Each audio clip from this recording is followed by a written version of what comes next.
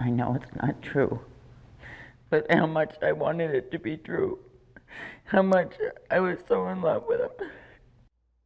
Incredibly sad here. Who could forget this Valley woman's heartbreaking story here that Gary Harper brought us last night?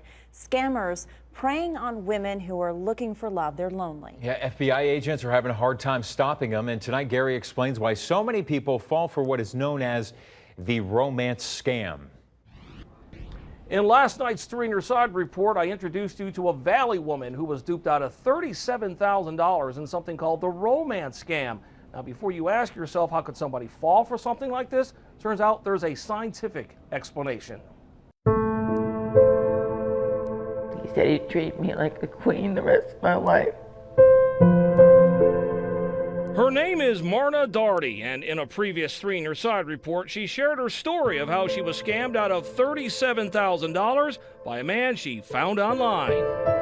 But how much I wanted it to be true. How much I was so in love with him. I wanted this. I was going to be the romance of all times. This guy and me. I'm very hurt. MARNA says she actually fell in love, and she was so head over heels that she agreed to make several different deposits into his bank account. Deposits that eventually totaled $37,000.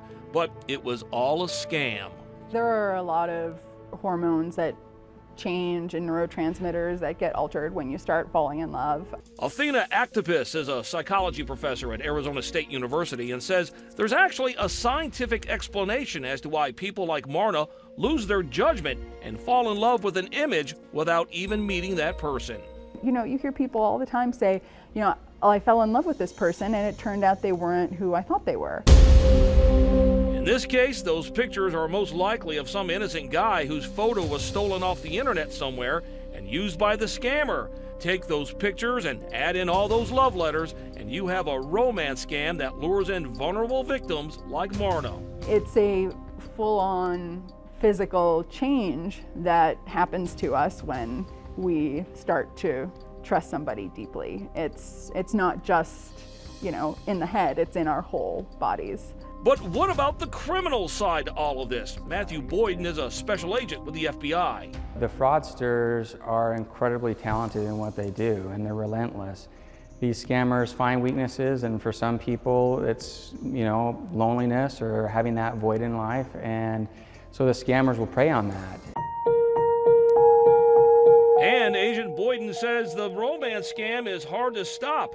Published reports estimate that victims have been duped out of nearly $230 million, and that's just from the victims who reported the scam. The dollar amount is actually much higher.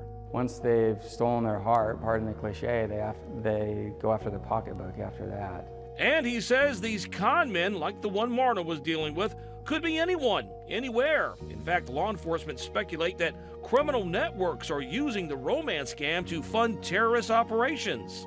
It could be a solo practitioner in his parents' basement overseas, or it could be part of a criminal enterprise where you have multiple co-conspirators that are doing this. But they can be absolutely ruthless and relentless. As for MARNA, intellectually she knows she's been duped. However, emotionally, she still feels attached. How do you think I must feel? Of course I want him to be real. According to the FBI, most victims in the romance scams are women. They're over 40 and they're either divorced or they are widowed. Last year alone, the FBI says they heard from 15,000 different victims involved in the romance scam. And listen to this, they say 85% of the scams are not even reported because a lot of these women are too embarrassed. I'm Gary Harper, 3 on Your Side.